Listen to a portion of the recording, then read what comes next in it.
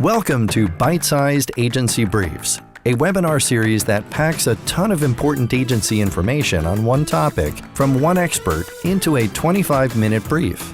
Why 25 minutes? Because who has the attention span for much more these days? And you can squeeze in a listen between meetings with time for a bathroom break or coffee refill before your next meeting.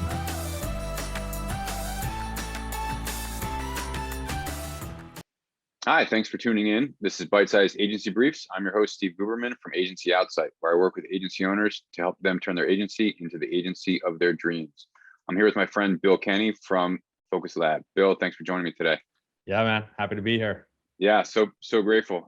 So small world, I just love the backstory on how we met. So I owned an agency.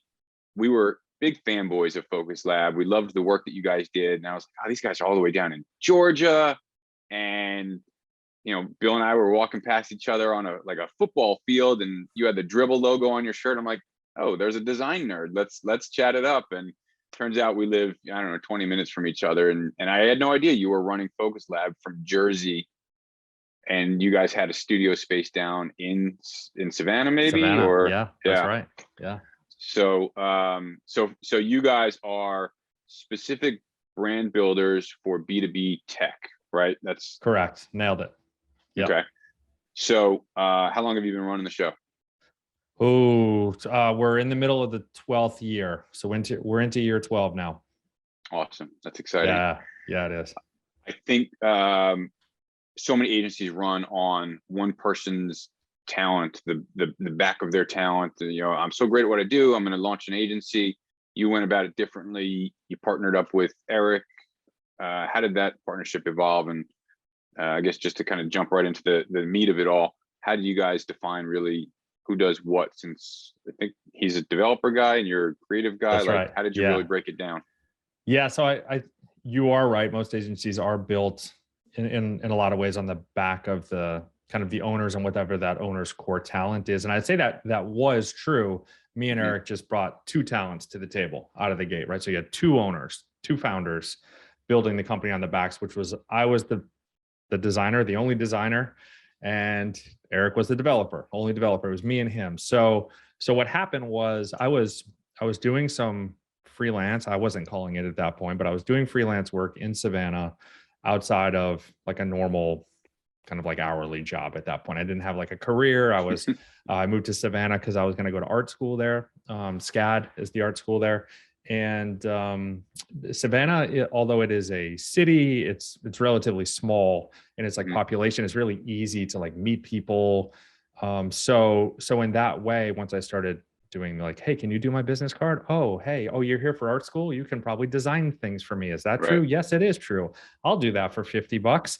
And I just did so much of that I built this like enough kind of like recurring work, if you will, and a reputation where I certainly wasn't like a big name, but it was enough of a word of mouth in a small town, if you will, that I got enough design work. But what happened was I ran into this "we need websites" wall where I was hacking my way through that, and not in the great sense of the word hacking. Like I was literally like designing things in Dreamweaver, slice tooling them and piecing them all back together. That's how we did it though, man. Come on. So I realized that I was now getting to a point where I'm like, man, I can't really, not to the quality that I would want, really like offer what people are really asking for. Yeah. But I don't want to like let this work go. This is great. So I put out a little thing on my website, which at that point, this is like pre-Dribble, this is pre-everything. So like the universe really had to align for this young guy, Eric, to find my website in Savannah, Georgia, of this random guy that just came from Florida, but he's from Massachusetts. And I mean, my traffic, who knows, maybe 10 people a month landed on that thing, and probably half of them were an accident. And he found it, and on my website it said, I'm looking for Flash development help specifically. Flash. And he responded. You're bringing me back, man. And me and Eric literally met at Applebee's. It's the first time we met in person, and that has a special place in our company's like culture now. We even in new job postings, as far as the criteria of what we want people to list in their like either their resume or their response to a job, we say you have to mention Applebee's somewhere in this job response. Make sure they're paying attention. Yeah, like detail oriented things. So we met at Applebee's. We said, let's just build this damn thing together. Well, technically I said that, and Eric was like, whoa, slow down. And then kind of the rest is history. But to come back to that point of like building it on the back of your own core talent, we did that for years, right? Like I was the sole designer, and then we hired people, but I still had to be kind of like the lead designer, if you will. And and then we can talk about what it's like and the benefits, the big benefits of actually realizing you're not supposed to be the lead designer anymore or the lead developer anymore. You're supposed to be the business owner, and you're supposed to fill those with quite honestly, like better people, more talented people. Yeah. But so how did you and Eric, I mean, so obviously designer, developer, those are different brains, different responsibilities as far as ownership and running and building an agency, defining those roles. How did that play out for you guys? Yeah. So we didn't know what we didn't know. So being naive actually, I think worked for us, which was like, we're going to be 50-50 owners, and we're just going to divide and conquer however we see fit organically. Right. So I had natural strengths. He had natural strengths. His would have been more detail oriented, which would have aligned more to kind of like businessy functions, right? Like at that point we didn't have payroll, but those types of things, right? Like checks coming in, checks coming out, like the fine details of a business. And me being more of like a creative and being a bit more of like the noise maker. So that's kind of where Dribble comes in, right? Being more like present in the market, if you will. Although he was present in the development market, enough so that even in the early days, there's an alternate universe wormhole that we could have easily been a dev company. Because at that point, Eric was more recognized in his development community, and I had not even found Dribble yet. And if that had maintained the company, we would have been pulled in more of a development way. It just so happens that we actually got pulled the other way. Yeah. Funny you mentioned Dribble. I just bought a mug from Dan Cedar Holmes. Oh, yes. Yeah. Online shop. With just a beautiful ampersand on it. Cause I don't know if you can tell, I kind of love ampersands. Yeah. Designery things. Yeah. I'm a design nerd. So you found Dribble, you started to put out work. When and where and how, and I guess why, because a lot of people fight it, the niche that you guys are in. Like, and I coach agencies, maybe you don't need to define a niche, but grab a couple of verticals that you can carve out so that you've got these legs of the stool to really land on. How, where, when, why did you guys end up in this B2B tech space or niches along the way? Yeah, so it's the natural growth of a business is you're kind of finding your way. That's how I've experienced it. So I assume that many people find it that way. But in the beginning, it wasn't clear to us. And in those early years, you're really just saying like, you're not focused on that, right? Like, what are we going to be in 10 years and what's our absolute niche? You're just like, how do I get a check? How do we keep money coming in? Oh, people pay for that? Cool, we'll do that. But over time, you start to realize what you don't want to do, what is not bringing value, et cetera. You start trimming and trimming. And over a series of years of continual trimming, it's not like we did 400 services, but like refinement, I guess I would say, is we found ourselves in the position that the vast majority of our clients were B2B tech. We were becoming more known for that anyways, right? So it was kind of like a self-fulfilling prophecy in some ways. We began to recognize that just development within our business model wasn't ideal for a lot of reasons, right? And that we just seemed to shine better on the brand side. And that's not to discredit the great development team members that we had, but from like a business function, development was always the thing that maybe took the longest, got the most kind of like intricate and then challenging, and maybe timelines get stretched and hard to price it as it becomes more commoditized in the market and all these things, right? So it's like, oh, I don't, maybe we need to also then trim that offering. So as we just trimmed and trimmed and trimmed, we found ourselves left with essentially is the thing that we were now most passionate about, the thing that people came to us the most for, the thing that we could essentially charge the most for because it was our bread and butter. So it was kind of obvious alignment from both sides to say, we're going to be B2B, we're going to be brand only. And quite honestly, like what a relief it is to find that. Because for so many years, as you're building your business, there's a lot of I don't knows or what ifs. And those have finally dissipated. We know what we're doing. And now we can just say, we're going to be that forever, essentially. That's what this business will be. Yeah. And it's just so amazing how, excuse me, so many people fight it. But then once you got it and you can own it, it's a huge relief. And it's like, why did I fight this for so long? That's right. Yeah. But I love that. Yeah, I mean, but you don't know what you don't know. So you fight it, right? Yeah. The natural instincts of like, but we just got this big client and they say they need this thing. So you're just going to gravitate, which is more of a safety play. You're going to gravitate towards that. Eventually you don't need that safety. You prefer the clarity. And then honestly, what happens, like when we repositioned ourselves to be B2B tech, we even rebranded ourselves and clearly use that language, you open up a larger pool of people that actually even fit that. So you're never, at that point, you're not even worried about what am I losing by trimming over here? You're gaining 5x that with the clarity and the focus.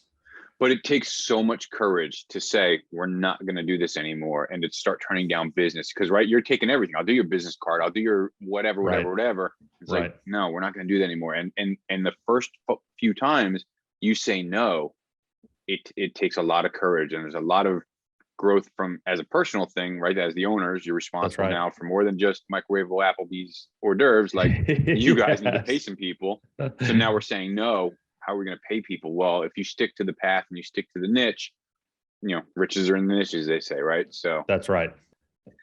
So you guys focus a lot on culture, and I feel like that attracts the right talent. It attracts the right clients.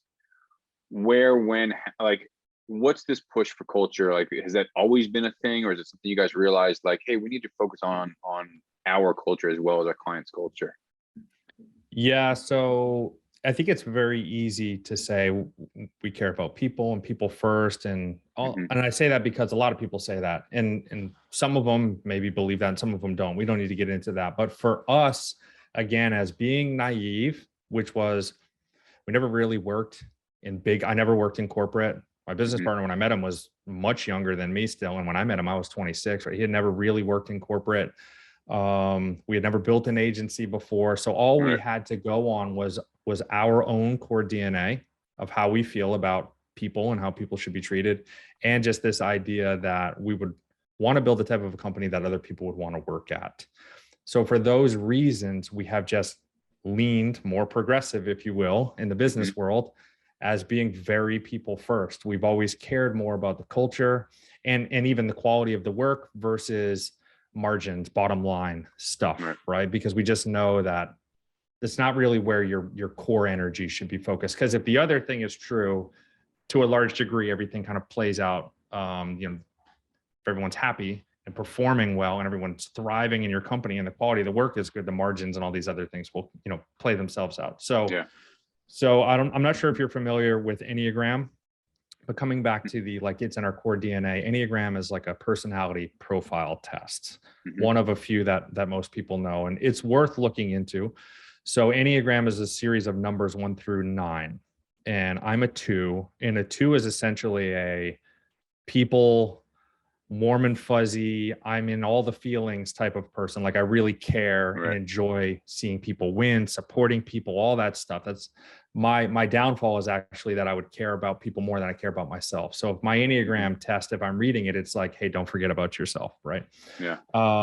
And my business partner, there's now a third, but Eric, as the original, me and him, he's a 1-2. So he also leans 2 in a lot of ways. So therefore, even at the core of he and I starting this thing, we just freaking care about people. It's like core to who we are. It wouldn't matter if we started a business, if we had just worked somewhere else, we would still feel that way. So that's been ingrained from the beginning. And what happens now is you create a culture that kind of perpetuates itself.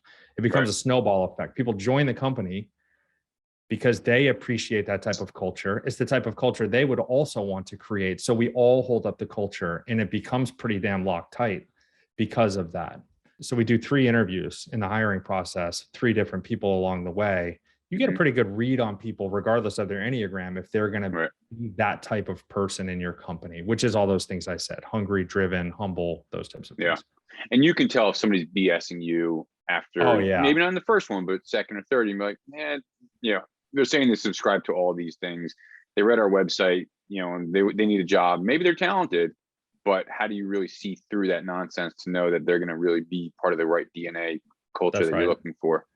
Yeah. And you pick that up in the in-betweens. You pick that up in the gaps. You don't pick it up in the answers, right? It's like the read between. It's the small talk that happens before you really get into your heavy questions, in between the questions, and at the end when you're small talking again.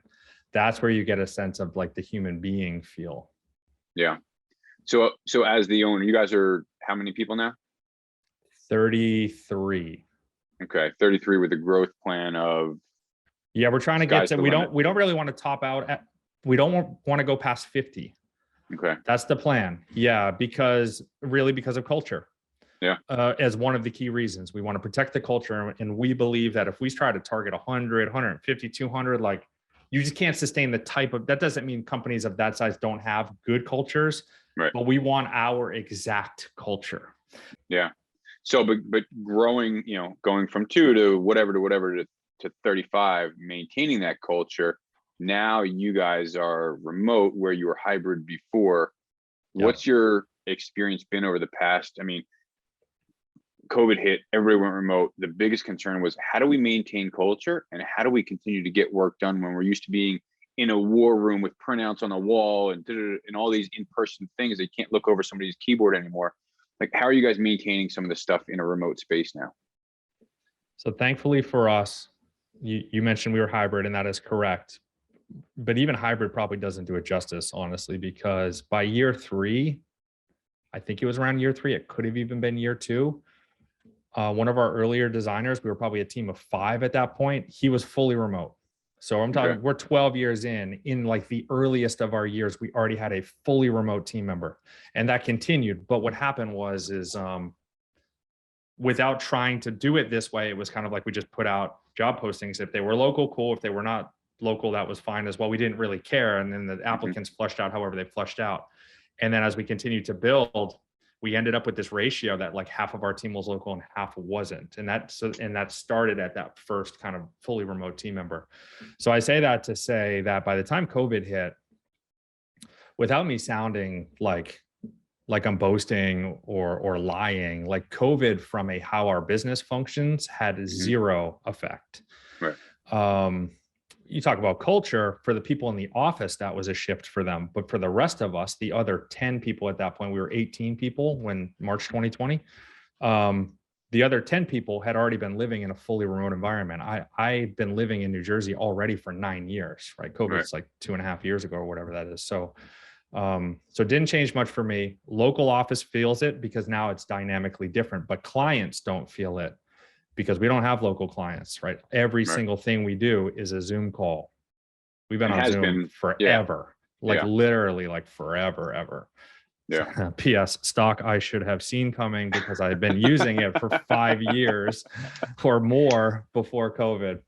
But yeah, so, and I guess the other thing I would say is, we didn't know this to be true, but our theory was adding people isn't the like antithesis of culture. It doesn't mean when you add more, culture goes down. Yeah. So it comes back to that. What have you built? What does your company stand for? What are the type of people you're adding? And if you're adding the right people, because you're not adding diluters, you're adding ambassadors. You're adding people that they want to cheer for the brand and be a part of this great thing. They're attracted to greatness, and I use that word to define, like, not put you guys up on a pedestal, but say, but the great things that you're doing as a culture and as a team and the work that you're doing, that's attracting people that want to be a part of that. And so 100%, it'd be insane for them. I want to be a part of that. Now I'm going to come and ruin it. And even if they're not conscious about that. Yeah. So it's amplifying. Now I do understand that you can get to a point where it dilutes though, right? Because I don't think I could get 2,000 people and keep a note, right? If we're talking about amplifying, if we stay on the music thing for a minute, like I don't know that 2,000 people can hold the same note, but I can tell you that 33 can, or at least a chord of multiple notes that actually resonate together. Yeah, there's some harmony going on there, and you guys are the maestros making it happen, which is pretty freaking cool. Yeah, and I think and I don't think we're special because of that. I think we just potentially might hold that higher than maybe some other people do. Yeah. Not everybody wants to live in the warm and fuzzies, right? That's but you're attracting the ones that do. So yeah. I love it.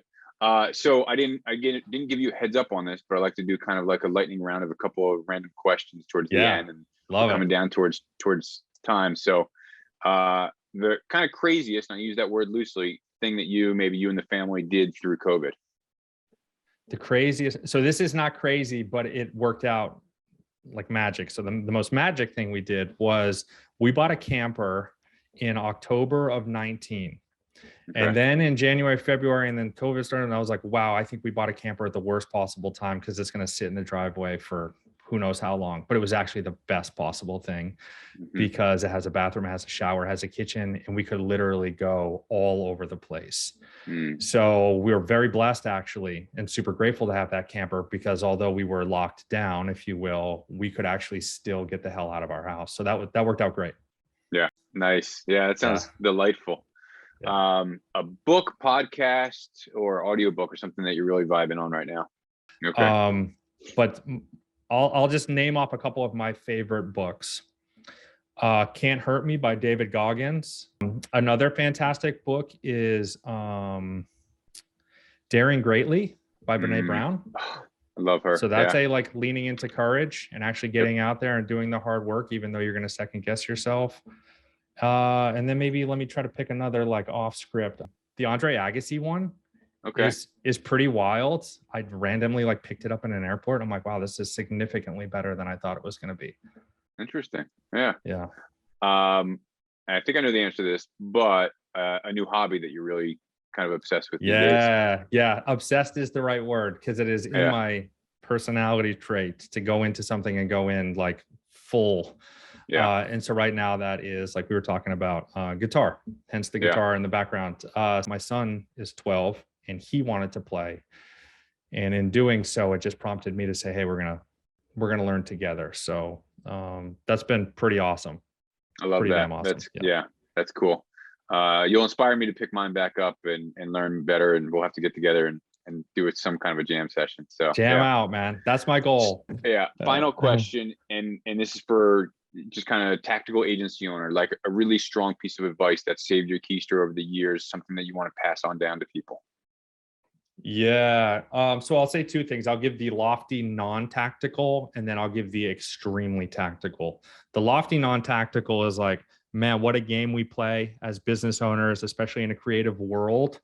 I think that like patience and grit is probably paramount, honestly, because there are going to be years where you second guess yourself. There are going to be years where you're not doing it right. We had plenty of those, right? We're talking about Focus Lab now at its best form and all the things we do right.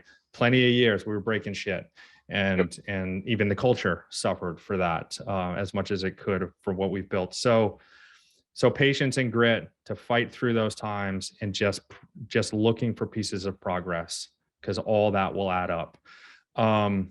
The very tactical though is buy the book and read the book and act on the book called Traction. Yes. So Traction, that book, he is talking about what he calls the entrepreneurial operating system. So EOS is what you'll hear people talk about. Oh, do you run on EOS? That's what they're talking about. It's all from the book Traction. It is like common sense stuff. There's no rocket science in there. When we implemented that at a team of 17, it drastically changed our business for the better, because again, our culture was good, our creative was good, but was our business systems, were they good? That thing was like, rounded it all out. That was probably the most dynamic and best tactical shift we've ever done. So awesome. That's an easy answer for me. I love it, man. Listen, I'm a huge fan of Traction, huge fan of EOS. So I fully support that. Bill, listen, I'm so grateful for your time. I know you're out there learning chords and conquering the world in the B2B tech space. So thank you for your time. Bill Kenney from Focus Lab. Thank you, man. Steve, thanks a ton, dude. Thanks. All right, brother. Bye.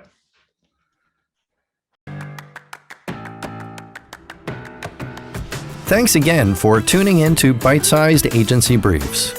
As always, if you found value in this episode, chances are someone else will too, so please share it with your network.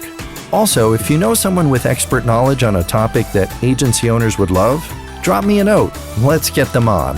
Finally, find someone to hug today.